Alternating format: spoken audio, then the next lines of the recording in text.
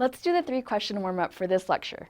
First question, what is the empiric treatment for a brain abscess?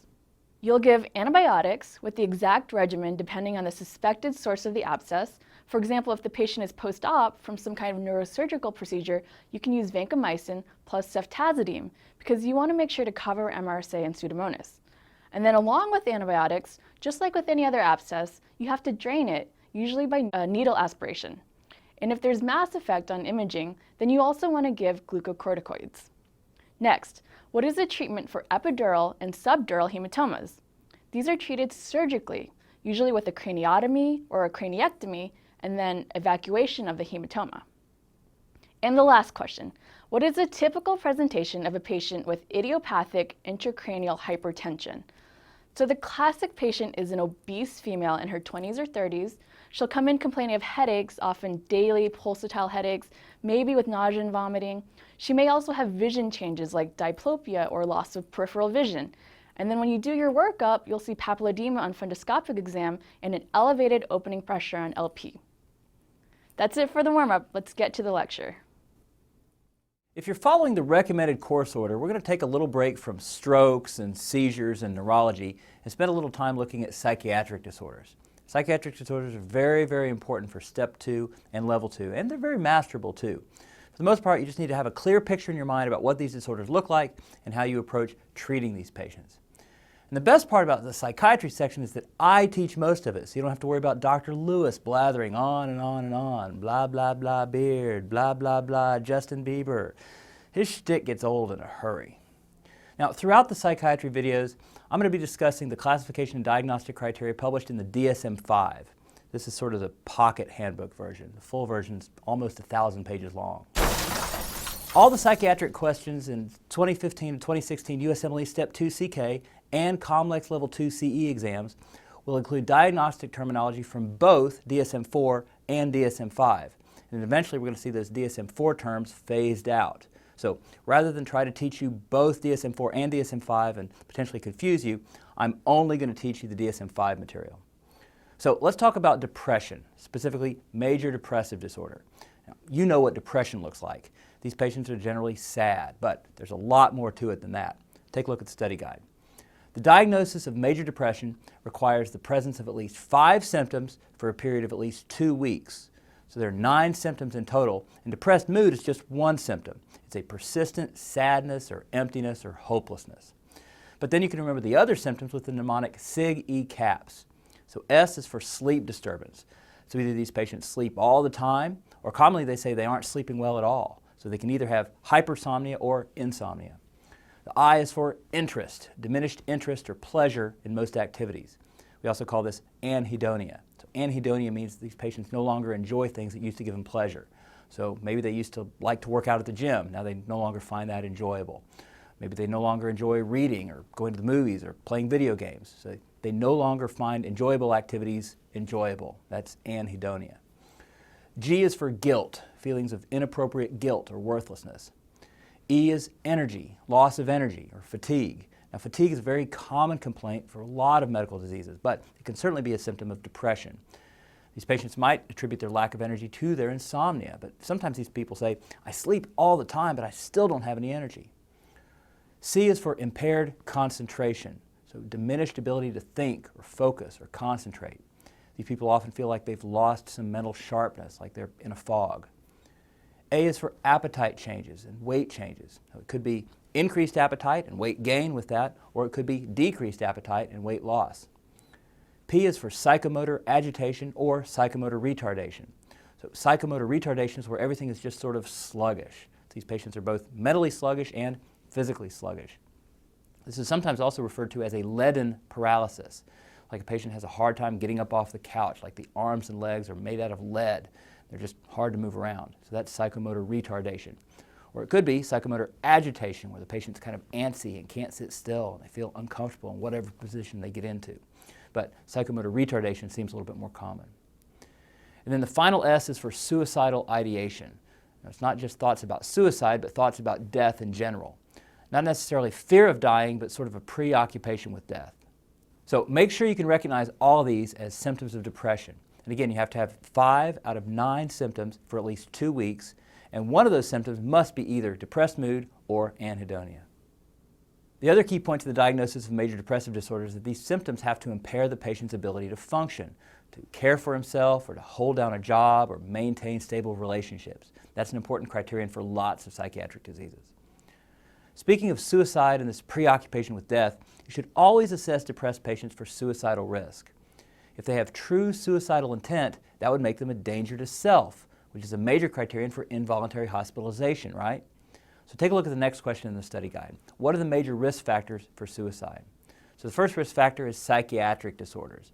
More than 90% of people who attempt suicide have a major psychiatric diagnosis, such as major depression, bipolar disorder, schizophrenia, PTSD, something like that. Feelings of hopelessness or worthlessness are also major risk factors, which kind of makes sense. Impulsivity may lead to acting on suicidal thoughts or impulses. So some patients have suicidal thoughts but would never really act on them. But impulsive people, especially impulsive adolescents or young adults, are more likely to act on those suicidal thoughts. Increasing age is a risk factor for suicide in general. So young adults make more suicide attempts, but older adults are more likely to be successful. Likewise, male sex can be a risk factor. Women attempt suicide more frequently, but men are more likely to successfully commit suicide. So both of these, age and sex, seem to be related to the way you attempt suicide. Women and young adults tend to try things that aren't as lethal, like cutting themselves or overdosing on sleeping pills, while men, and especially older men, are more likely to use more violent, lethal methods like hanging or shooting themselves or jumping off a building. Access to weapons, especially firearms, is another important risk factor for suicide, and prior history of suicide attempts is also a major risk factor for future suicide attempts. Let's talk about what causes depression. Depression is thought to be due to decreased levels of serotonin, norepinephrine, and dopamine in the brain. So that's going to be important when we talk about the treatment, because one of the main mechanisms of action of antidepressant drugs is to increase these neurotransmitters. It's also worth noting that several drugs and medical conditions can cause depression, or at least cause symptoms that mimic major depression. In fact, you would not diagnose major depressive disorder if the depressive symptoms were due to a general medical condition or due to a drug. So in your study guide, it says what medical illnesses can cause depressive symptoms. Well, one important one is hypothyroidism. Hyperparathyroidism leads to hypercalcemia, which can manifest as depression or anxiety or psychosis or confusion. About 50% of patients with Parkinson's disease can have depressive symptoms, although most of these don't meet the criteria for full-blown major depressive disorder. About 30% of stroke patients have depression. A lot of HIV-infected patients have depression. And cancer is very commonly associated with depression. CNS neoplasms or brain tumors are especially notorious for causing symptoms that mimic depression, like fatigue, changes in sleep patterns, cognitive dysfunction, and indecisiveness. And don't forget that other psychiatric illnesses besides major depressive disorder can cause depressive symptoms, including things like bipolar disorder, where they have not only depression but also manic episodes, and adjustment disorder with depressed mood, which is where the patient can have these mild depressive symptoms due to some psychosocial stressor, like losing a job or changing schools or going through a divorce. We're going to talk about both of those diagnoses elsewhere. Then the next question lists drugs that sometimes cause depressive symptoms, such as sedatives, like alcohol, benzodiazepines, or antihistamines, and also withdrawal from stimulants, like cocaine and amphetamine, can cause symptoms of depression. Certain blood pressure drugs like methyl-dopa, clonidine, or beta blockers can cause depression. So can first-generation antipsychotics like haloperidol, or prochlorperazine, which is also a phenothiazine like haloperidol, but we use this to treat nausea rather than psychosis. There's also the anti-nausea drug metoclopramide, which also works by blocking dopamine. Long-term glucocorticoid use could be associated with depression. Now, we usually think about steroids causing insomnia and agitation and even hypomania, but they can also be associated with depression. And then the last one here is interferon alpha, which we use to treat viral hepatitis, and it can cause some pretty significant depression. So one of the contraindications to starting interferon alpha for treating viral hepatitis is depression. Definitely know that one.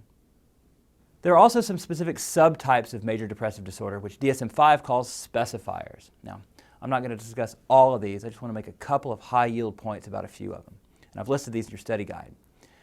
Major depressive disorder with atypical features is actually the most common subtype of major depression, which means that these symptoms aren't actually all that atypical, sort of a historical term that we're stuck with.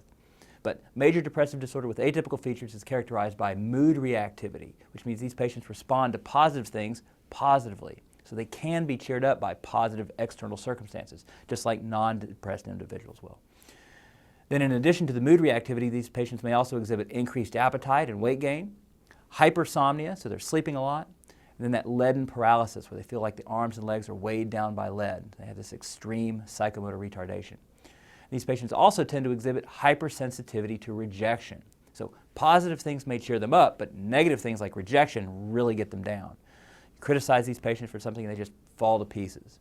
And that can actually occur separate from the acute depressive episode. One other note about atypical depression is that it tends to respond well to monoamine oxidase inhibitors, or MAOIs. So MAOIs tend to work better for atypical depression than tricyclic antidepressants do. SSRIs are still the first-line treatment, but if they give you a patient who's not responding to an SSRI and they want you to choose a second-line treatment, and you have to choose between an MAOI and a TCA, go with the MAOI for this atypical depression. There's also major depressive disorder with seasonal pattern, which is a recurrent depression that exhibits a regular temporal or seasonal pattern. So most commonly these are people who have a major depressive episode every fall or every winter when there's less exposure to sunlight. Then they have full remission of the depression in the spring and summer. Now, this diagnosis is actually more common closer to the poles, where the days are shorter in the winter, there's less sunlight available. And the treatment, aside from antidepressants, is light therapy, either by getting outside or by having the patient sit in front of a light box on a regular basis. And you don't necessarily need to memorize these numbers, but specifically you're going to use a light box of at least 10,000 lux at eye level for at least 30 minutes a day. There's also major depressive disorder with peripartum onset, which is any major depressive episode that begins during pregnancy or up to 4 weeks postpartum. Now, this is more than just the normal baby blues. This is full-blown major depression with 5 out of 9 of those SIGI CAP symptoms for at least 2 weeks. There's also major depressive disorder with psychotic features, which is where there's a major depressive episode and then psychosis develops during that depressive episode. Now, we're going to talk about what psychosis means in another video, but for right now, just think about delusions and hallucinations. So, if you have psychosis and delusions and hallucinations because of the major depressive episode. Now, psychosis can come and go, but the depression is always present. You never have psychosis except during those depressive episodes. Let's contrast that with schizoaffective disorder. And we're going to discuss schizoaffective disorder in the video on psychosis. But basically, schizoaffective disorder is where the patient has a baseline psychosis and then he develops a mood disorder secondary to the psychosis, either major depression or a manic episode. So you have the mood disorder only occurring with the psychosis. So if it's a depressed patient who gets psychosis secondary to depression, that's major depressive disorder with psychotic features. But if it's a psychotic patient who has depression during the psychosis but he's never depressed otherwise, that's schizoaffective disorder. It's really not that hard, but it's an important distinction to understand for your exam. So that's it for major depressive disorder. But I also want to quickly mention persistent depressive disorder, which we used to call dysthymic disorder. Persistent depressive disorder is a chronic, persistent depression that goes on for at least 2 years in adults, or at least 1 year in children and adolescents. Now, they might meet the full criteria for major depressive disorder, or they might just have milder symptoms. It's the time frame that's important here, 2 years. And within those 2 years, they can't go more than 2 months without symptoms. So these people are really depressed almost all the time for at least 2 years. That's a fairly long time to be depressed. Remember, major depression was 2 weeks, but persistent depressive disorder, we're talking about 2 years. And they basically have depressed mood plus at least 2 of the SIGI CAP symptoms, like insomnia, low energy, poor concentration, appetite changes, and so on. So depressed mood plus 2 of those. And it's potentially a milder depression, but again, it's going to last a lot longer. Now, the old DSM-4 criteria specifically excluded individuals who met the criteria for major depressive disorder. But that's no longer the case in DSM-5, so make note of that. Persistent depressive disorder, or dysthymia, could be diagnosed in a patient who simply has major depression for a period of 2 years or more. And even though persistent depressive disorder is generally less severe than major depression, it can actually be more difficult to treat because of its chronicity. So newer research is showing that dysthymia, or this persistent depressive disorder, is difficult to treat overall, and that generally treatment with medications is going to be necessary. Now, once you get the medication on board and the depression starts to lift a little bit, then they can respond better to psychotherapy. All right, that's it for depression, except for the treatment, which we're going to cover in the next video. But first, I want you to pause the video, work through the end of session quiz, and we'll go over those answers. All right, first question. What neurotransmitter derangements are seen in patients with depression? We talked about decreased norepinephrine, decreased dopamine, and decreased serotonin. Next, list the symptoms of depression using the mnemonic SIG-E caps. So you start out with depressed mood, which is not part of the mnemonic, but then SIG-E cap stands for sleep disturbance, diminished interest or anhedonia, feelings of guilt or worthlessness, loss of energy. C is for impaired concentration. A is appetite or weight changes. P is psychomotor retardation or agitation. And then the last S is suicidal ideation, or those recurrent thoughts about death. Next, diagnosis of major depressive disorder requires 5 of the above symptoms, including depressed mood or anhedonia, that must last how long? At least 2 weeks. All right, that's it for depression. I'll see you next time.